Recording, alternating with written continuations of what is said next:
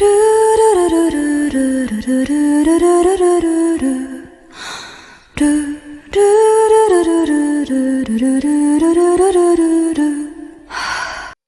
316, A New Life. What was the meaning behind striking a pose with a closed fist raised towards the sky? Endo Ukuya, who knew of 3 different worlds, found it strange that the meaning behind this pose was largely the same in all 3. Maybe it's a sign that even in different worlds, people are still people. He murmured to himself. Perhaps it was only logical that people of different worlds still had similar societies and values due to sharing the same physical appearance and body structure. Kuya, is that your way of escaping reality? Asked Izumi, his fellow familiar spirit, bringing him back to reality. I guess it is, Said Kuya as he looked at Rodcourt, who had fainted while holding what looked like a pose of victory. But I'm surprised he managed to recover Rikudu's soul, even after he said that he didn't know whether he would be able to or not. I mean, Rikudu's a god now, isn't he? Said Aaron, looking at the motionless Rodcourt's closed fist. Inside that fist were the souls of Rikudu Hijiri and Moriya Kusuk. Rodcourt was a god who ruled over reincarnation, but the souls of gods were outside his jurisdiction, and he had never handled any up until this point. In Lambda, there were gods who had once been humans. According to Rodcourt, he had only handled their souls while they were humans. On top of that, Rikudu hadn't only become a god, but he had also constructed his own circle of transmigration system. Or rather, he had become a god because he had constructed his own circle of transmigration system. Thus, under ordinary circumstances, Rodcourt shouldn't have been able to do anything with Rikudu's soul. It's probably because his circle of transmigration system stopped functioning when he died. It seems that even if one becomes a god, it's possible to fall from divinity for one reason or another, and in Rikudu's case, that reason was the circle of transmigration system. Rikudu must have fallen from divinity and become immortal again because his death caused the system to stop functioning. Said Kuya.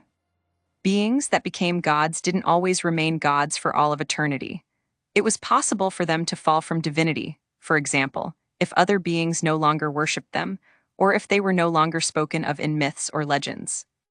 In Rikudu's case, the source of his divinity was the circle of transmigration system that he had created. But to him, it was nothing more than a device to facilitate his rebirth as Archavalon. He had merely considered it as an object that was necessary for the process of becoming a god. Therefore, Rikudu had paid no further attention to his circle of transmigration system after he was reincarnated as Archavalon, as he had no more use for it. He had paid no thought into measures to maintain the system or adjust it so that it could be used by others. Thus, the moment he died, his circle of transmigration system had stopped functioning. As a physical apparatus, it still existed in origin. But according to the memories of Rikudu when he was still human, this apparatus was specialized for conducting Rikudu's reincarnation as Archavalon, and it would be almost impossible to use it to facilitate the reincarnation of anyone else. Thus, it was unlikely that someone else would ascend to godhood by using the apparatus that he had left behind in origin.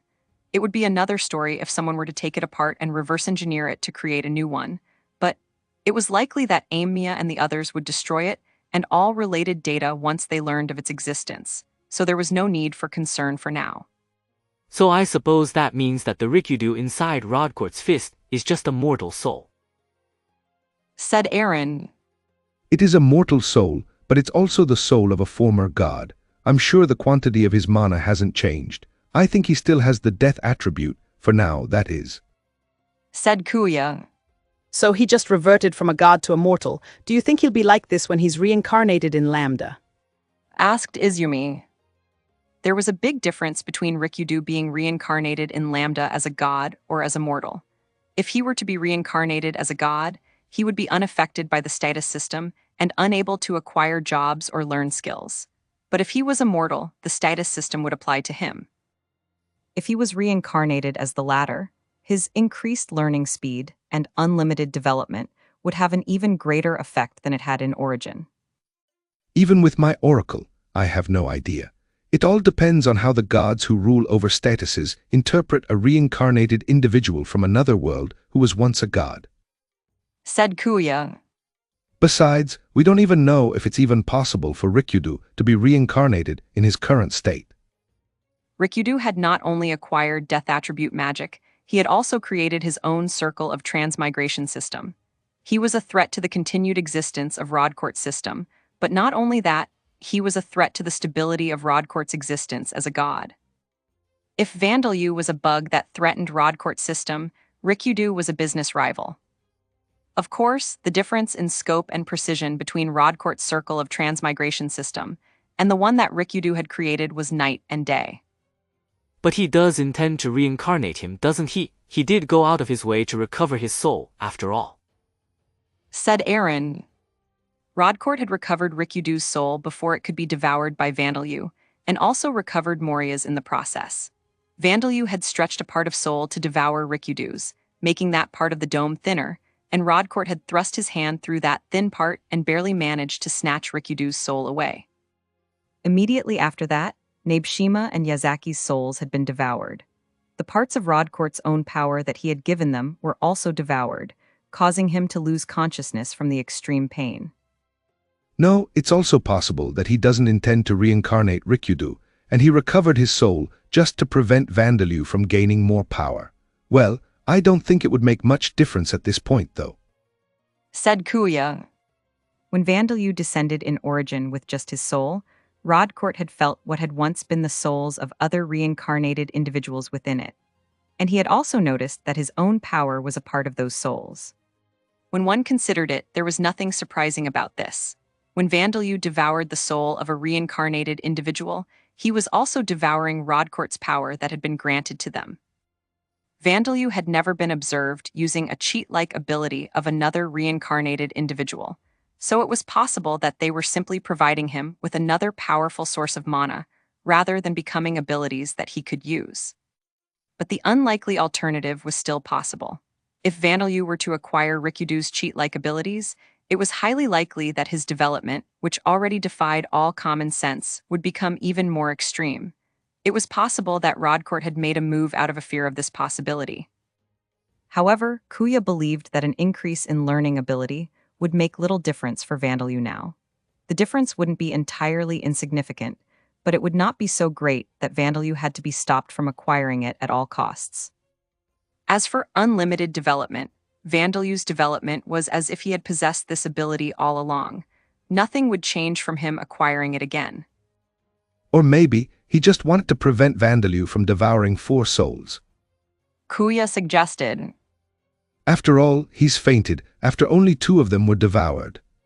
That might be a part of it, but I think he was desperate because he thought that this might be his last chance to secure more reincarnated individuals that he can use to fight Vandalyu. Said Izumi.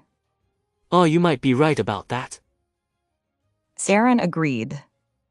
As familiar spirits, they knew the contents of Amamiya and the others' conversation with Vandalyu, having learned them from their memories. They were aware that the two sides had largely reconciled and were now in a cooperative relationship. Vandalyu was likely just prioritizing Mei and Hiroshi's happiness and didn't consider this relationship to be one of mutual understanding. But the Amamiyas trusted Vandalyu and were relying on him to a considerable extent. If that wasn't the case, they wouldn't have left their children in his care. They had been betrayed by Amamiya's best friend, Rikyudo, and their other companions, and there was no nation or organization in the world that they could trust. It was possible that their trust in Vandalyu had only become relatively strong because of these events, or perhaps the Amamiyas simply couldn't afford to become Vandalyu's enemies now. It was likely that they had clashing opinions, but it was difficult to imagine that the Amamiyas would be the ones to start a genuine hostility with violence. That would likely never happen unless Rodcourt erased their personalities and memories, then replaced them with the values of the Church of Alda before they were reincarnated. Well, if Rodcourt took measures that extreme, the two of them would become the people who had previously been Amamiya Hiroto and Amamiya Narumi. It would be difficult to say that they would truly be the same people. The same was likely true not just for the Amamiyas, but Iwao and Derek as well, as they had directly witnessed everything. It was possible that Baker and the other Bravers might become hostile towards Vandalyu, but the chances of that would dramatically decrease once Amamiya told them what had happened. It was possible that one of the Bravers might have religious beliefs that would make them reject anything with a connection to the death attribute, unlike Amamiya and the others. But even if there was such a reincarnated individual, they would be one of the insignificant ones that Rikudo hadn't deemed to be a threat. Rodcourt wouldn't count on someone like that. I see, so the situation has changed in a way that has only made Rikudo more valuable to Rodcourt. Aaron said. The only other problem is if Rikudo will obediently do as Rodcourt says, but if he doesn't, there's always the option of erasing his memories and knowledge and have him reincarnated as an ordinary person with cheat-like abilities. As for the death attribute, he could just give him affinities for other attributes. Didn't he say that he can't change affinities for the attributes? Said Izumi. Izumi, I don't think he'll be doing things by the book now that a flame has been lit under his ass, and besides, he'll probably say something like, "Is there a problem with telling a lie?" in response to a human's question. Izumi and Kuya agreed that this was certainly possible. Well, what happens to Rikudo is all up to Rodcourt. Let's leave him be. There's nothing that we can do about it. Kuya said. No, there is something we can do. It's a real pain though. Said Aaron. I wish you would let me forget about that for a little longer. Said Kuya. He turned and looked at the souls of the reincarnated individuals who had joined Rikudo's side, the Ballard Johnny Yamoka, the Aries Sujira Nanya, and the others. They were sitting down, hugging their knees or clutching their heads as they sobbed helplessly. It was a miserable sight to look at. The Sahidvadu was in a better state compared to the others, but even he was in a dazed state, as motionless as a stone statue. That was how shocked they were by Rikudo's defeat. All of them had sworn loyalty to Rikudo, and that loyalty could be described as fanatical. When Rikudo was reincarnated as Archavalon, they had cheered with joy, forgetting their mental scars. They had believed that their contributions and their deaths hadn't been for nothing. Even the Ballard Johnny had praised Rikudo in tears, overjoyed at having played a part in the birth of a new god. But ever since Rikudo's defeat, he had broken down crying, and his normally intimidating-looking face was a mess. The familiar spirits had explained that they would be reincarnated into another world for their next lives.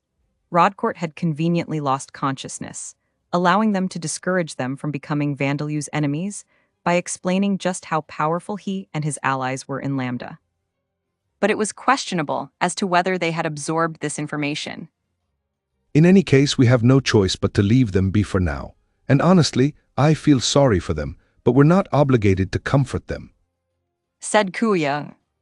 Although Johnny and the others were shocked by the defeat of the one they had believed in, they were all traitors of the Bravers, and their betrayal hadn't been recent.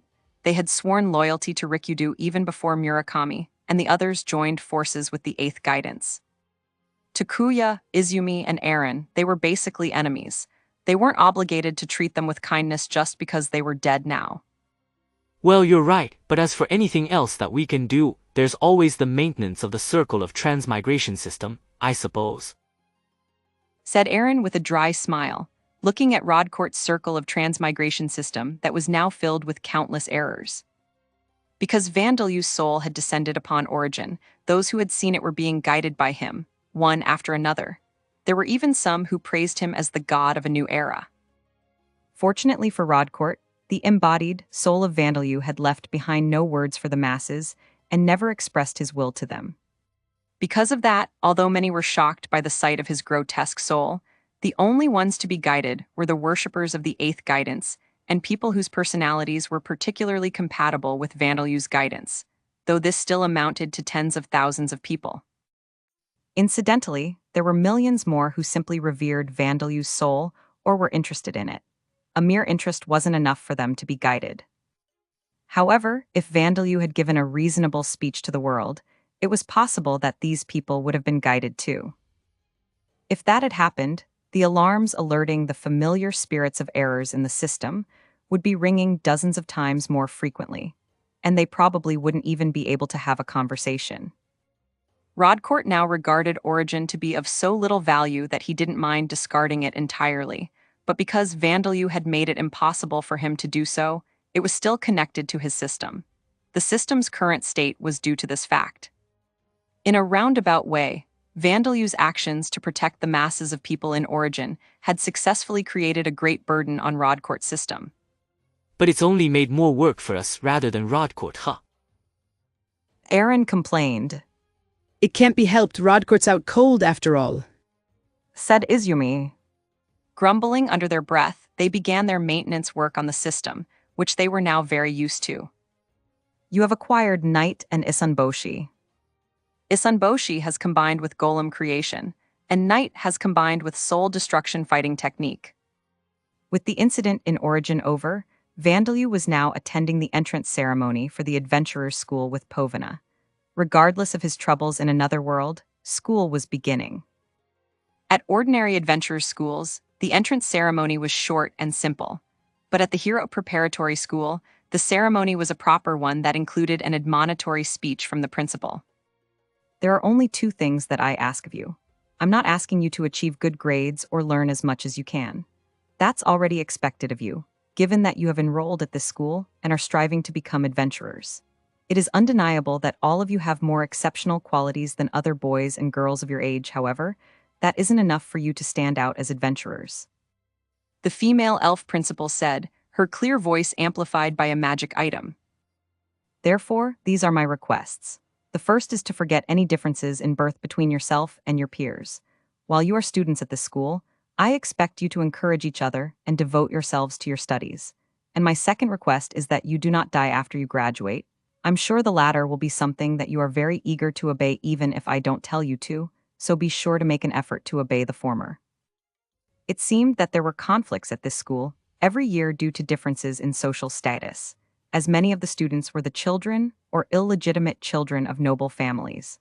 Adventuring was a profession that relied on one's skill rather than the strength of their lineage, but it seemed that it didn't always work out this way in the small world within this school. Van, the principal's speech is too long. I'm getting a bit sleepy. Said Povina. Povina, the principal's speech is actually relatively short. Said Vandalyu. Principal Miorlith's speech was far shorter than the ones he had been given in school on Earth. But it seemed that Povina, who wasn't accustomed to such speeches, was reaching her limit. You don't mind speeches, Van? Povina asked. On Earth I did, but now that I think back to them, I am getting sleepy. Said Vandalyu.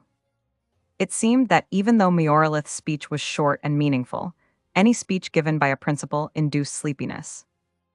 Given that it was making even Vandalyu sleepy despite his status effect immunity skill, perhaps it was, in a way, a powerful hypnotic weapon. Come to think of it, Van, will you be all right on your own? Povina asked. Although Vandalyu and Povina had taken the entrance examination together, because of their results, they had been placed in different classes. After the principal's speech was over, the students would be separated into their respective classrooms for what was called classroom learning, but would actually be idle talk. They would introduce themselves to their classmates and talk about the weapons, magic, and skills they were proficient with, providing information with which to form parties. After that, there would be training, and then the day would be over. In other words, Povina and Vandalyu wouldn't be able to see each other until school was over, except for the small breaks between classes. I'll be fine, I think. Said Vandalyu. I have everyone with me after all. Princess Levia and Orbia will be accompanying you as well, Povina. You can leave her to me. Said Princess Levia, puffing out her chest and looking dependable.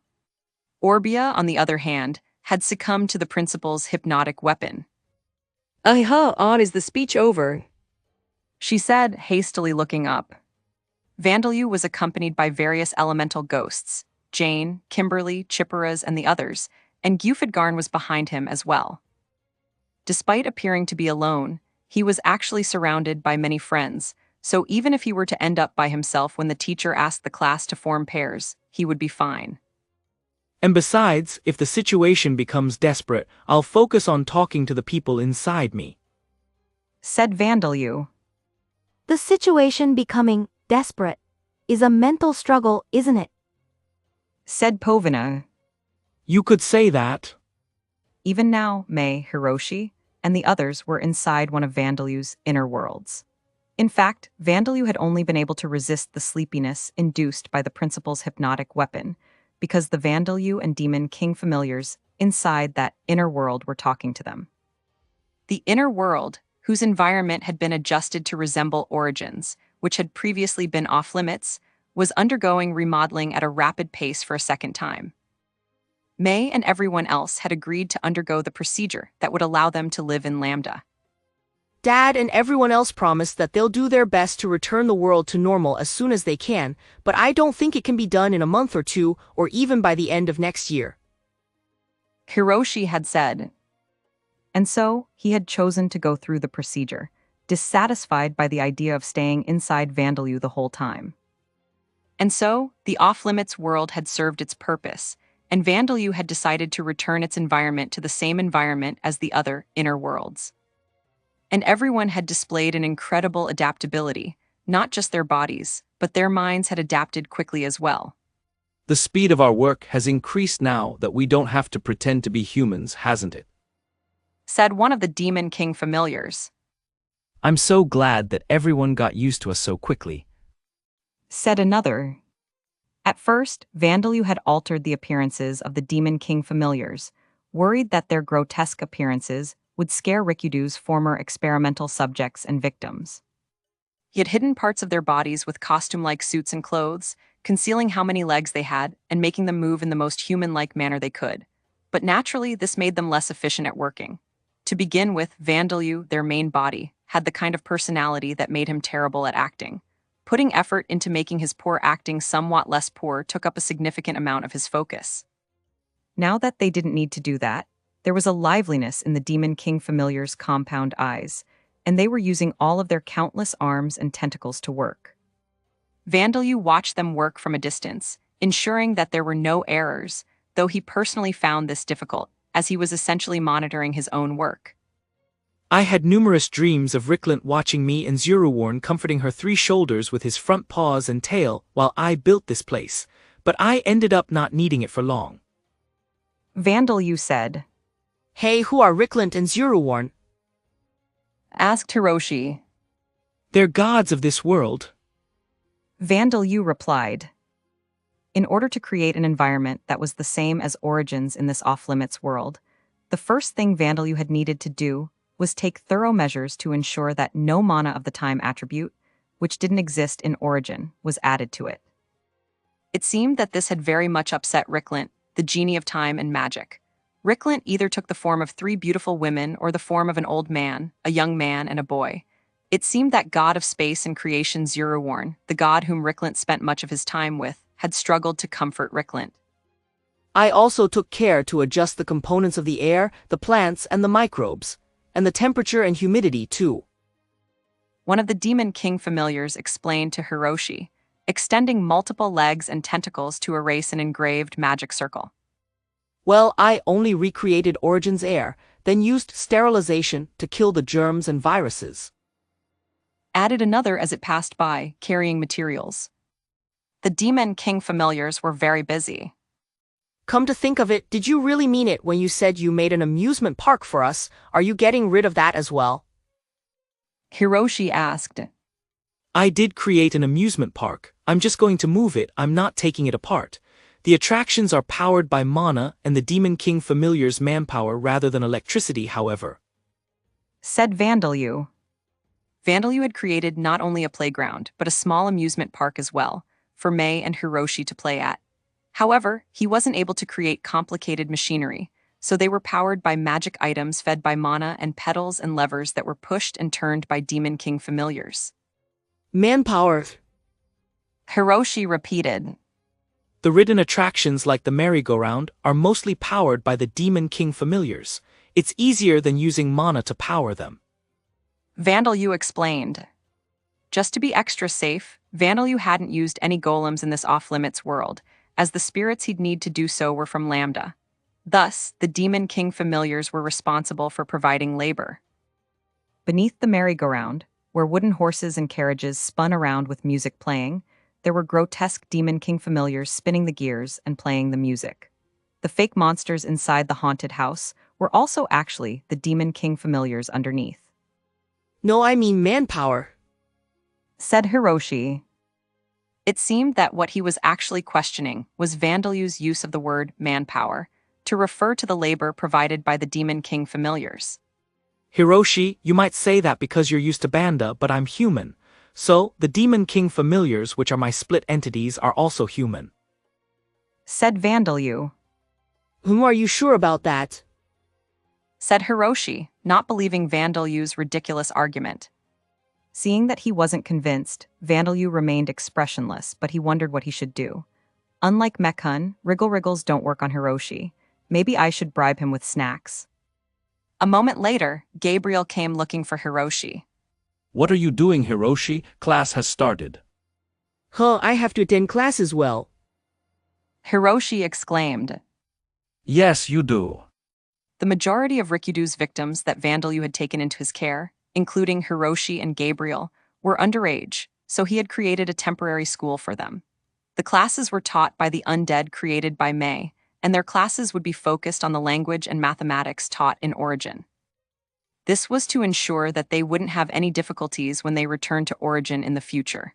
It was possible that the victims who hadn't undergone the processes to grant them the power of the death attribute would be able to live ordinary lives in Origin if they kept their pasts a secret. Of course, the majority of them had decided to move permanently to Lambda, so all of this was being done just in case. By the way, Hiroshi, they'll also be teaching the language, magic, and legends of Lambda, so make sure to pay attention. Said Vandalyu. That sounds interesting, but when you call it study, I don't feel that excited about it. You should watch my magic training instead. Said Hiroshi. I'll do that after you finish studying. Although this wasn't his original intention, Vandalyu had to live up to the trust the Amamiyas had placed in him, though education would be an asset to Hiroshi in the future, so Vandalyu had intended to make him take classes regardless. Of course, Vandalyu was setting aside the fact that he himself was feeling pressured at school. That's a promise. If you break it, I'm going to worship you, okay? Said Hiroshi, making a threat that was very terrifying to Vandalyu. That's enough childish behavior. Said Gabriel, taking Hiroshi's hand and dragging him to school. Incidentally, the teachers were the ghosts of Origin's elite, those who had served as presidents and the directors of organizations. They had graduated from prominent universities, so even though they had betrayed their nations in their previous lives, they would probably do a fairly good job at teaching. After seeing Gabriel and Hiroshi off, the Vandalyu of this inner world headed to where Ulrika and Mari were. These two didn't need to study in the ordinary sense, but they did need another kind of study, or to be more precise, persuasion. The two of them were sitting on a picnic mat in a grassy field, talking to Kanako and Hitomi. I see, so that's how things have been in Origin recently. To think that she would establish herself as a top-class idol after her sudden debut. Said Kanako. Do you know who her producer is? No, I have no idea. After all, I didn't need to know about idols to be a body double for Rikudu. Said Mari. I'm not sure, either. I only remember her name because she was the idol who sang the opening theme for the anime that I watched with Mei-chan. Said Ulrika. I'm surprised you can remember her name, considering that you have no interest in idols at all. I never learned any artists' names until I met Jack. Said Hitomi. It seemed that Kanako and Hitomi hadn't started the real persuasion just yet. I see, the truth is, she's the daughter of one of my seniors from my idol days. They're both entertainers from two different generations, so I was just a little curious. Said Kanako. Kanako, you've become quite sociable now that we're not on Earth or a part of the Bravers. You've got a different air about you. Mari remarked. I think so too. Ulrika agreed. Both of them were bewildered by the Venus Tsuchiya Kanako, who was different from how they remembered. Well, it's been a while since we died after all. Kanako said. 4 years, no, has it been 5? You don't remember? Ulrika asked. No, I'm permanently 15 years old now, so I don't keep track of my age anymore. I still count my age. Since Jack and I became one, every day is a day to celebrate.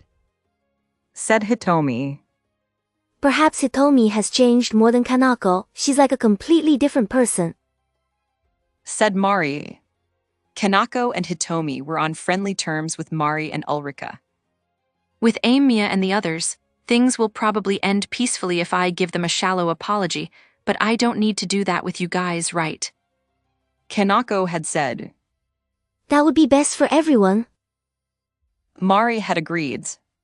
Meanwhile, the four of them and Banda were looking after May, who was playing and making wriggle-wriggles from a huge mass of flesh-colored clay, Legion. If you're permanently 15 years old, Kanako, does that mean I don't need to bake birthday cakes for you anymore? Said Vandalyu, joining in on the conversation. Hey, I told you before that keeping track of my age and celebrating my birthday are two different things, didn't I? Kanako protested in an attempt to secure her birthday cake for this year. Mare and Ulrika gave wry smiles. The two of them had heard from Kanako herself that she was one of Vandalyu's fiancés, much to their great surprise. He calls Narumi, who went looking for him because he tried to save her on Earth, Mekun and Hiroshi's mother. But he calls Kanako, who was just one of his classmates, Kanako. You really never know where life will lead, Mari thought. That was just how much of a difference there was in the way Vandalyu treated Kanako and Narumi. Kanako was one of his companions, while Narumi was Mei and Hiroshi's mother. In other words, he didn't place any value on her beyond that. Vandalyu Amamiya Hiroto was nothing but a memory to Narumi now, and she had already married Amamiya Hiroto. But even so, it was possible that she wouldn't be happy if she were aware of this, though she might have already faintly sensed it. Well, it might not be anything that I should feel any sympathy for her over, Mari thought. But she would surely have felt more sympathy for Narumi if she was aware that Vandalyu had considered making alterations to Narumi and the others' brains. But sympathizing with them was all she would do. Mari also valued Mei more than Narumi and the rest of her former companions. Leaving the jokes aside, I have to make everyone's transformation equipment, don't I? Though I suppose Hiroshi will be fine with his defense specialized type for a while. Do you have any preferences? Vandalyu asked. Then I'd like a cape like Joseph and Amamiya's ones. A helmet too. It seems like they would be useful for hiding my face and my body. Said Ulrika. I think mine is fine the way it is. Said Mari. It would be helpful if it would transform with me when I use metamorph, even if it's just the color. Is that possible? We also need to make sure they look good on stage. Kanako interjected, as if this was a perfectly natural thing to say. Why do they have to look good on stage? Why do they have to look good on stage? Ulrika and Mari exclaimed simultaneously in surprise. Looking good on stage is important. I don't know if you'll actually make your stage debuts, but there's no need to limit your choices from the beginning. Said Kanako, her expression completely serious. Hitomi gave the confused Mari and Ulrika a smug smile. You two asked Vandalyu to teach you all kinds of things, didn't you? And Vandalyu introduced you to me and Kanako, his acquaintances, and you approved of his choice of companions, didn't you?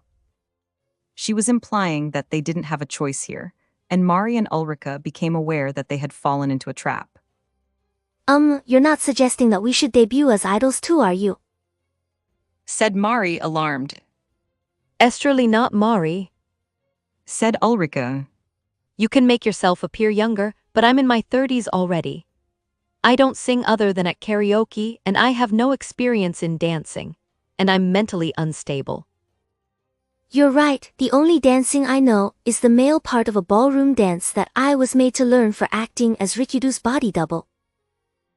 There wasn't a single talent agency that would allow someone to debut as an idol under these conditions, though Mari might be able to make it work with extensive use of metamorph.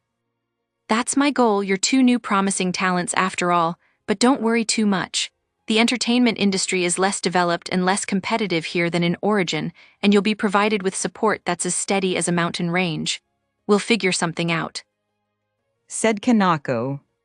The most influential producer and idol in Lambda's entertainment industry gave her seal of approval, which neither Mari nor Ulrika had asked for in the first place. Is she serious, Hitomi? Mari exclaimed.